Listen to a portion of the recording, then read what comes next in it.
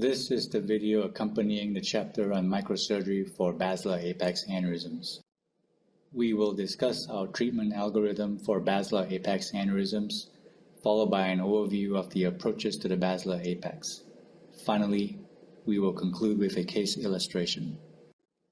The treatment algorithm for basilar apex aneurysms first depends on whether the aneurysm is ruptured or unruptured. Ruptured aneurysms pose a high risk of re-rupture and further neurologic injury and death. For this reason, the decision to treat is typically straightforward unless the patient presents in a poor neurologic state. The next step then is deciding on a treatment modality. For this, we have data from several studies to consider. The ISAT and BREADTH trials have compared clipping versus coiling of ruptured aneurysms. In the ISAT, a higher proportion of patients had unfavorable functional outcomes at 1 year after undergoing clipping as compared to coiling. Looking specifically at the location of aneurysms, basilar apex aneurysms were considered under the broader category of posterior circulation aneurysms. The confidence interval was wide and the number of subjects was small, perhaps as a result of the lack of equipoise required for randomization. In the BREADTH trial, the authors similarly find that a higher proportion of patients had unfavorable functional outcomes at 1 year after undergoing clipping as compared to coiling. These data suggest that in a patient with a ruptured basilar apex aneurysm, where either clipping or coiling are viable options, coil embolization should be favored. More recently, the Modified Southwestern Aneurysm Severity Index for ruptured aneurysms is a scoring system that was devised to predict the functional outcome at 1 year after clipping. This is based on the patient's clinical, radiographical, and aneurysmal characteristics. The scores from each row are summed to give the modified SASI score, which is then referenced on the table at the bottom for a prediction of unfavorable outcome. Based on the data from the ISAT and the BREADTH trials, where overall between 23% to 33% of treated patients develop an unfavorable outcome, a modified SASI cutoff score of 15 may be considered for clipping. When it comes to unruptured aneurysms, the decision on whether to treat the aneurysm or not lies on the balance between the risk of rupture versus the risk of treatment. To assess the risk of rupture, several scoring systems have previously been described. The ELAPSE, PHASES, and ISUIA data are commonly cited sources of reference, each with a slightly different emphasis on patient and aneurysmal characteristics. There are also several scoring systems used in assessing the risk of treating unruptured aneurysms. Common examples of these include the MGH grading system, the ISUIA data, and the UIATS consensus statement. As an extension of the SASI scale for ruptured aneurysms, a modification was devised to predict the patient outcomes at discharge following microsurgery for unruptured aneurysms. After considering the risks of rupture and the risks of treatment, specifically the treatment of basilar apex aneurysms, these are our indications for microsurgical clipping. Young patients should be considered for clipping due to its durability compared to endovascular techniques. As recurrence or even residual is more common with endovascular treatment, close follow-up is crucial. Patients who have no means of follow-up or are unlikely to be compliant should be considered for clipping. Similarly, depending on the endovascular technique employed, the use of single or dual antiplatelet agents may be required. Patients who are non-compliant with medication or who have antiplatelet intolerance may be poor endovascular candidates. This is particularly true in complex quadrafurcations, where stent assistance and multiple devices may be necessary. Occasionally, after a patient has failed endovascular treatment, clipping becomes the only choice left. Cerebrovascular neurosurgeons should consider starting with the simple basilar apex aneurysms. These will include the smaller, unruptured aneurysms with anterior projection and a neck height above the midsellar region. There are multiple ways to get to the basilar apex. Professor Yashagil favored the pure transsylvian route, while Dr. Drake preferred the subtemporal approach. Each of these approaches have their own assets and liabilities, and the extended lateral approach was designed to incorporate the best of both worlds. The transsylvian route is familiar to most neurosurgeons. With wide splitting of the sylvian fissure, it enables access to both P1s, both SCAs, and the basilar trunk to perform trapping if necessary. In the process of opening the cisterns, subarachnoid blood can be evacuated to minimize the occurrence of vasospasm. Unfortunately, the angle of approach limits adequate visualization of the thalamoperforators, which are located posterior to the basilar. The subtemporal approach affords a lateral view of the basilar complex. This allows a better visualization of the posterior perforators and the projection of the basilar apex aneurysm, whether anterior or posterior, and this becomes less of an issue. The basilar trunk is also not obstructed by the posterior clinoid, and this enables better access for proximal control. However, the subtemporal approach is more challenging, as retraction of the temporal lobe is required. This is especially the case in a fresh subarachnoid hemorrhage patient or in an obese patient where positioning of the head may be suboptimal. The contralateral P1 is also farthest away and hidden from view. The extended lateral approach was developed to overcome the limitations of the transsylvian and the subtemporal approaches.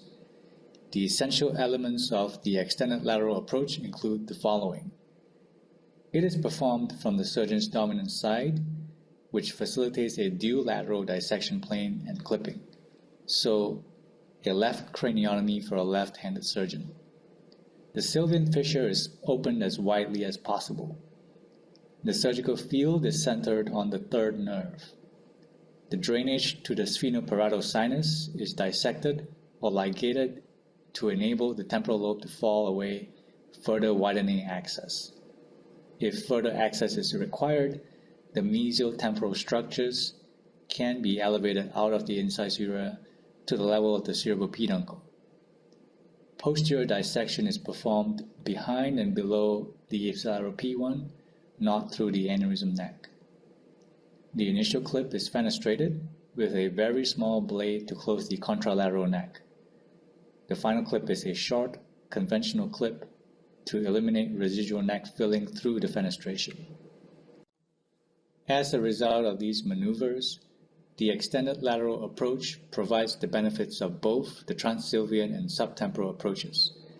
It allows a very wide access while maintaining the ability to look lateral and dissect the posterior perforators. The inherent liabilities of the transsylvian and subtemporal approaches are also minimized with the extended lateral approach. This is a cadaveric example of the access provided by an extended lateral approach. Note the third nerve being at the center of the field. This 29-year-old female was incidentally discovered to harbor a 7 mm basilar apex artery aneurysm on workup for chronic headaches. She underwent a cerebral arteriogram with intent to cause the basilar apex artery aneurysm and was found to have two small left P1 segment aneurysms that were not amenable to coiling. The decision was made to undergo surgical clipping of these aneurysms through a left extended lateral approach. Here, the third nerve can be seen in the center of the field, in between the left PCOM to the right and the SCA on the left, after a wide splitting of the sylvian fissure and minimal uncus resection. You can see a wide corridor between the tentorium and the third nerve, where temporary clips could be placed on the SCA and basilar trunk if necessary.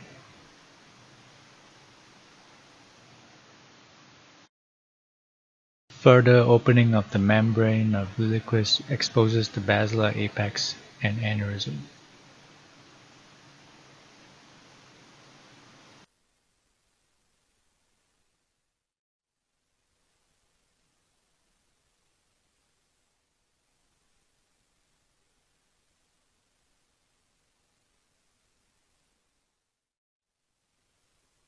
Temporary clip can be placed on the basilar trunk for proximal control.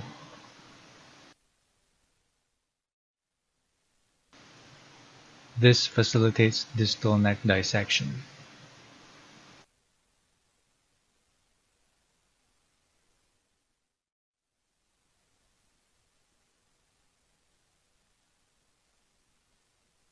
On further inspection, the left P1 was found to originate from the neck of the aneurysm.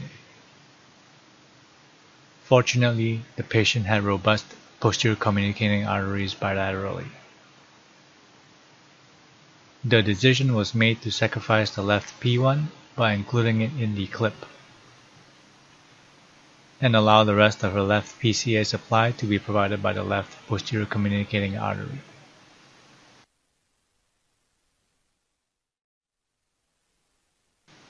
The proximal neck of the aneurysm was dissected free of perforators to enable a clip to be passed.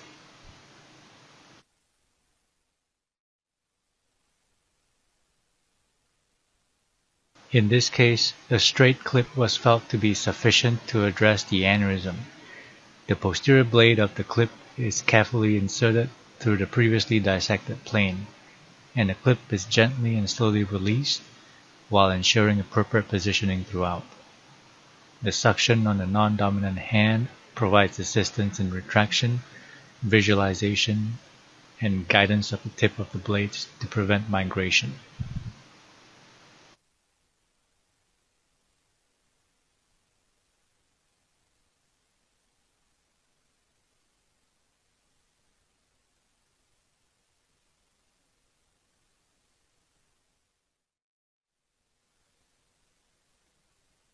After clip placement, a number 6 dissector is then used to inspect the clip blades to ensure that the tips are past the neck of the aneurysm and that no perforators are inadvertently included.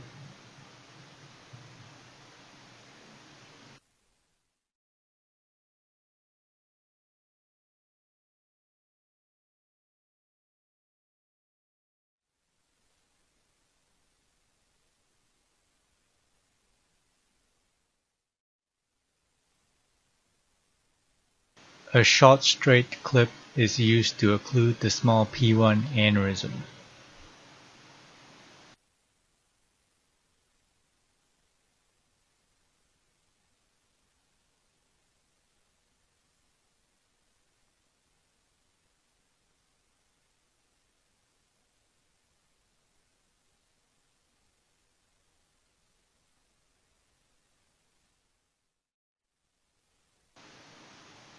The dome of the basilar apex aneurysm is then remodeled with the bipolar to shrink it. This enables a final inspection for any perforators that may have been caught in the clip.